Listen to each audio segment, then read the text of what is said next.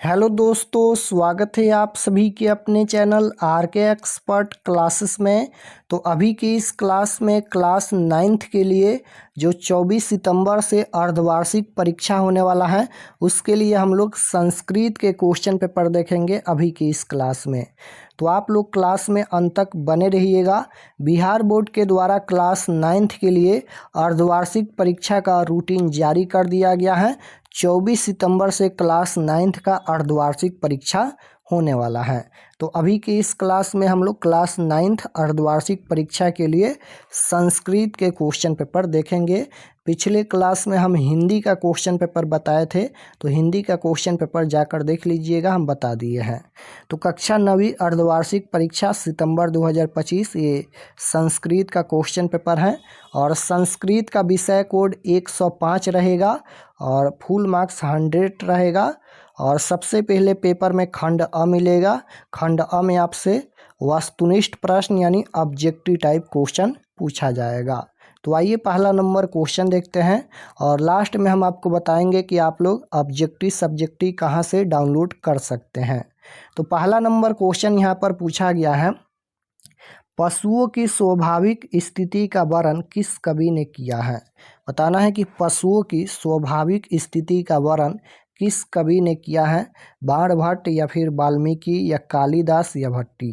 तो right answer क्या हो जाएगा, पशुओं की स्वाभाविक स्थिति का वर्णन किस कवि ने किया है, तो याद रखिएगा कालिदास ने किया है। Option number C right answer होगा, कालिदास। 2 नंबर क्वेश्चन है, वसंत में सारी प्रकृति बहुत सुंदर लगती हैं, यह किसने कहा। वसंत में सारी प्रकृति बहुत सुंदर लगती है, यह किसने कहा, तो ये भी कालिदास ने कहा। राइट आंसर ऑप्शन नंबर ए हो जाएगा, कालिदास। 3 नंबर क्वेश्चन है, शरद ऋतु में जलाशयों में कमलों और भैरव का वर्णन किसने किया। किसने किया है, तो राइट आंसर हो जाएगा कालिदास ने किया है। Option number C right answer. 4 नंबर क्वेश्चन पूछा गया है यहाँ पर। क्वेश्चन नंबर 4 है, पंपा सरोवर का वर्णन किस कवि ने किया है। पंपा सरोवर का वर्णन किस कवि ने किया है, तो राइट आंसर हो जाएगा वाल्मीकि जी ने किया है। Option number A right answer हो जाएगा, पंपा सरोवर का वर्णन किस कवि ने किया है, वाल्मीकि। क्वेश्चन नंबर 5 है, संस्कृत साहित्य पद में कौन सी विभक्ति है।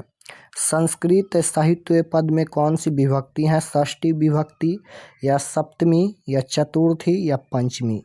तो संस्कृत साहित्य पद में कौन सी विभक्ति है, तो यहाँ पर षष्ठी विभक्ति है। Option number A right answer हो जाएगा, षष्ठी विभक्ति है।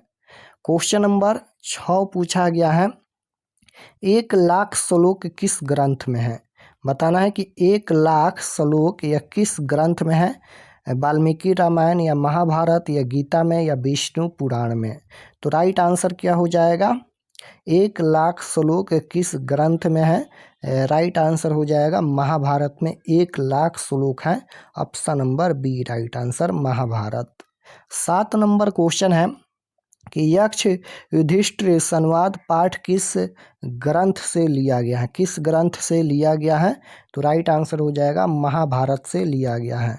Option number D right answer हो जाएगा, महाभारत। 8 नंबर क्वेश्चन यहाँ पर पूछा गया है, महाभारत में कितने पर्व हैं। बताना है महाभारत में कितने पर्व हैं, 15 या 17 या 18 या 14। तो महाभारत में कितने पर्व हैं, याद रखिएगा महाभारत में 18 पर्व हैं। Option number C right answer.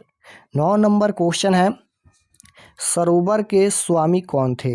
सरोवर के स्वामी कौन थे, तो यक्ष थे। Option number C right answer हो जाएगा, यक्ष। क्वेश्चन नंबर 10 पूछा गया है कि यक्ष के प्रश्नों का उत्तर किसने दिया।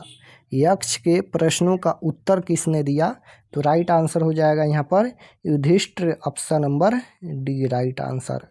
क्वेश्चन नंबर 11 पूछा गया है कि यक्ष युधिष्ठिर संवाद पाठ में किस बात की चर्चा हुई है, तो नीति और सदाचार की चर्चा हुई है। Option number C right answer. 12 number question है यहाँ पर, संसार किससे आच्छादित है। संसार किससे आच्छादित है, तो राइट आंसर हो जाएगा लोभ से। Option number A right answer. Question number 13 पूछा गया है, कि साधु किसे कहा गया है।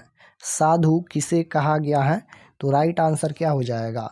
साधु किसे कहा गया है, तो सभी जीवों का कल्याण चाहने वालों को साधु कहा गया है। Option number D right answer. 14 number question है कि ज्ञान क्या है। ज्ञान क्या है, तो ज्ञान यहाँ पर हो जाएगा तत्वार्थ बोध हो जाएगा। Option number A right answer. Question number 15 है कि अति लोभो डॉट कर्तव्यो रिक स्थान में किस अव्यय का प्रयोग होगा। तो अति लोभो डॉट इसमें न का प्रयोग होगा। Option number A right answer होगा, यानी अति लोभो न कर्तव्यो ये हो जाएगा। Option number A right answer होगा। रिक स्थान में न का प्रयोग होगा। 16 नंबर क्वेश्चन है भारतीय संगीत का आरंभ किस वेद से हुआ है। भारतीय संगीत का आरंभ किस वेद से हुआ है, राइट आंसर हो जाएगा सामवेद से। Option number D right answer. 17 number question है वेदांग कितने हैं। तो वेदांग कितने हैं, तो ये 6 हैं। Option number B right answer. 18 number question है अर्थवेद में किस विषय का वर्णन है। अर्थवेद में किस विषय का वर्णन है, तो राइट आंसर हो जाएगा यहाँ पर लौकिक हो जाएगा। Option number A right answer. अर्थवेद में किस विषय का वर्णन है, लौकिक। क्वेश्चन नंबर 19 पूछा गया है कि अर्थवेद कितने कांडों में विभक्त है। अर्थवेद कितने कांडों में विभक्त है, राइट आंसर 20 हो जाएगा। ऑप्शन नंबर ए। 20 नंबर क्वेश्चन है कि अर्थवेद में कितनी सूक्त हैं, तो राइट आंसर 20 का हो जाएगा 750।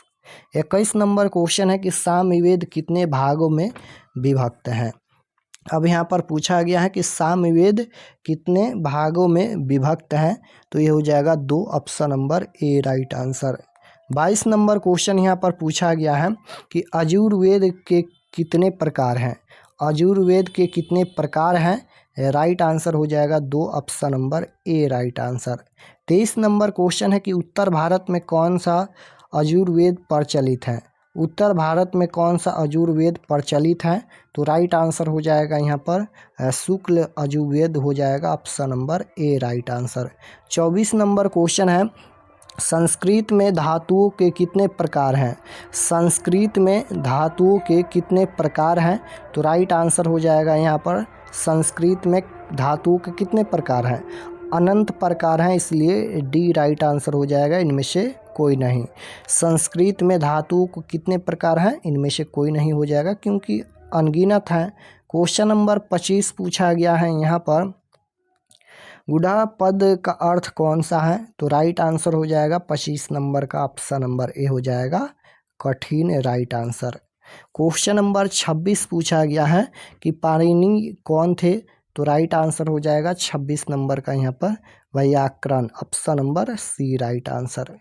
27 नंबर क्वेश्चन है यहाँ पर कि लतायाम में कौन सी विभक्ति है। लतायाम में कौन सी विभक्ति है, तो ये सप्तमी विभक्ति है।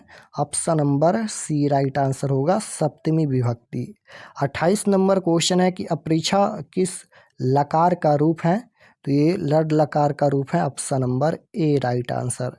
29 नंबर क्वेश्चन है कि यद्यपि का सही संधि विच्छेद क्या होगा, तो राइट आंसर हो जाएगा यदि प्लस अपी। Option number A right answer.